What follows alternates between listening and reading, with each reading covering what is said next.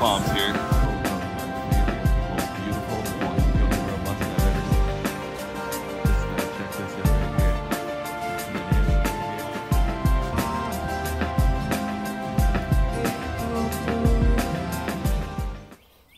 What's up, guys? James Palms here.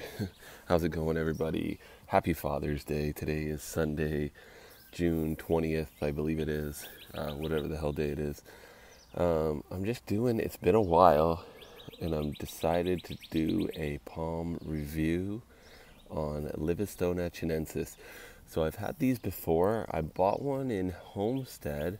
I've grown them from seed, but I bought one in Homestead and it was really tiny, and I grew it for a couple years, and unfortunately this winter I had it in my enclosure for the winter.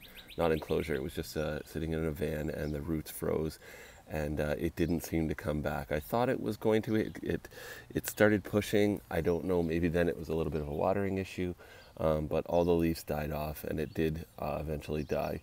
So that was sad. But my wife bought me recently these two new ones. She got them from a store here. You can buy these everywhere. I should mention they're super common. You're going to get them at all your big box stores. She paid $23 Canadian, so pretty cheap, and they're in what is that, about a 3-gallon pot size right now, and they're usually, yeah. So anyways, here's Harley, here's a cat, sorry. So anyways, yeah, it's hardy to about zone 8B. I mean, long term, it might be closer to a 9. I think the book will give it a 9A rating. But they are definitely cold hardy. They can definitely take frost and much more than that. My guess is temperature in Celsius, probably anything around -3 Celsius, you're going to start to see some burning, -3, -4. Yeah, sorry, the cat's trying to attack me. And anything after, maybe it might be just a little, because a washi is, a Washingtonia robusta is around -6, -5, -6, but there is still some types of frost damage. They start to not look nice and stuff.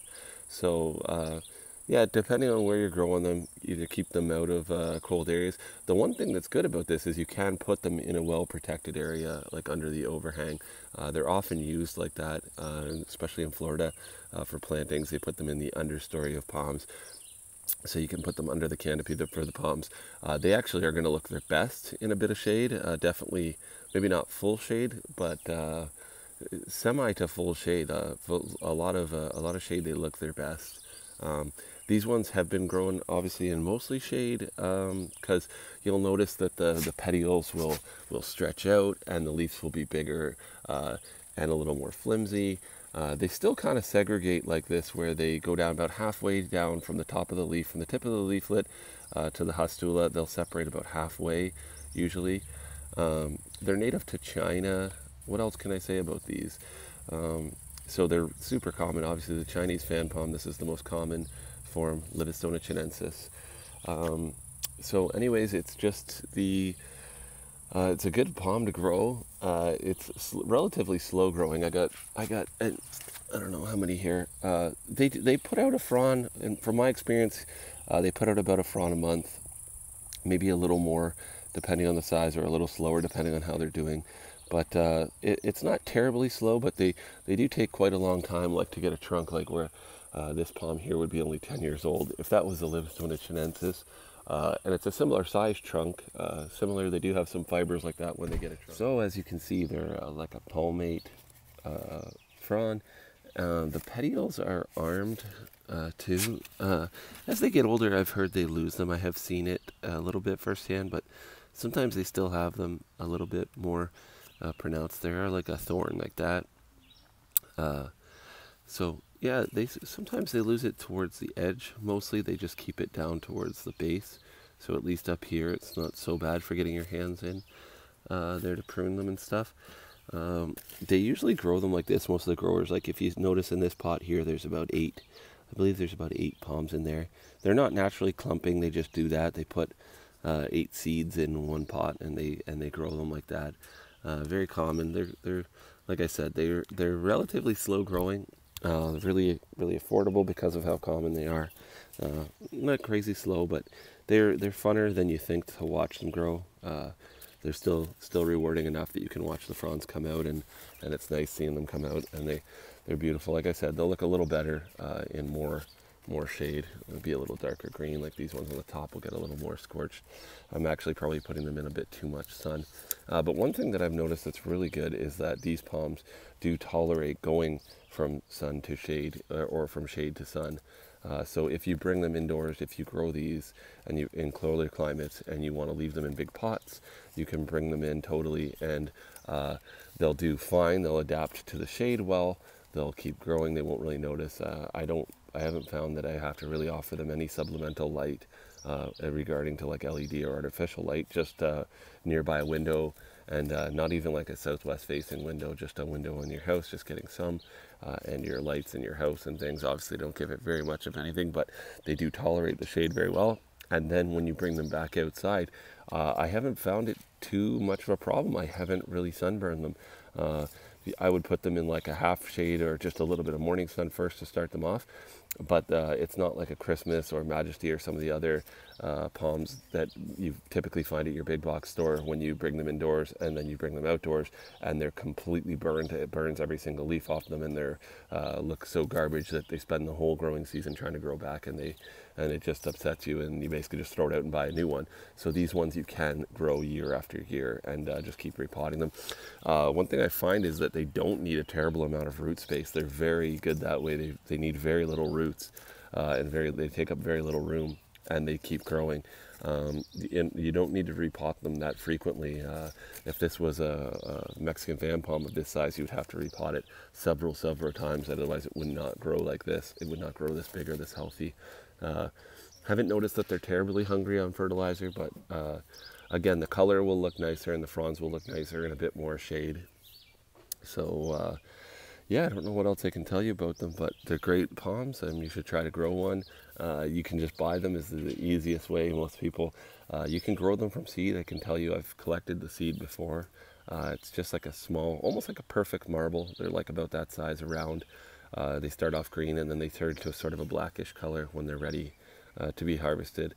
These ones are obviously way too small to produce fruit. We can see, I can perhaps try to get a video soon. I'll be heading down to Florida and I'll see if I can get a video of them seeding. I have had one before.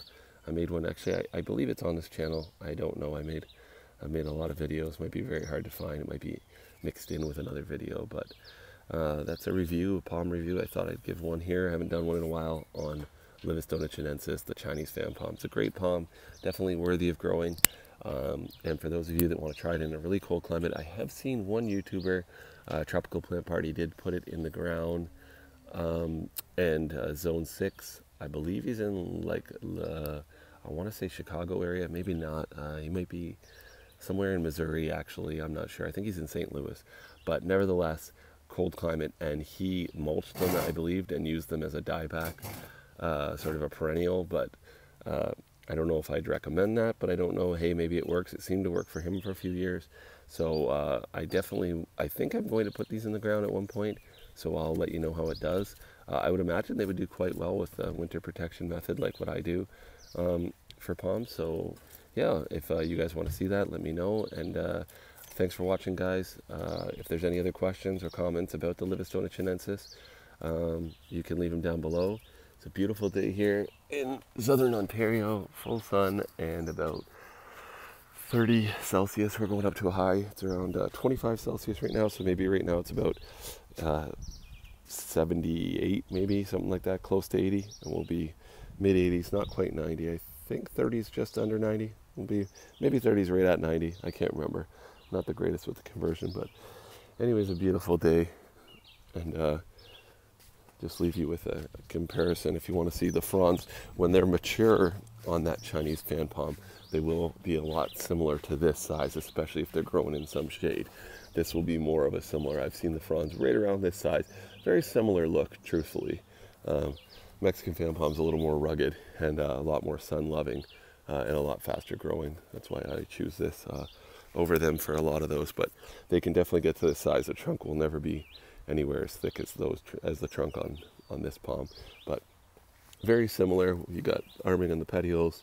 The petioles are much skinnier and much much less robust than these big beefy guys here.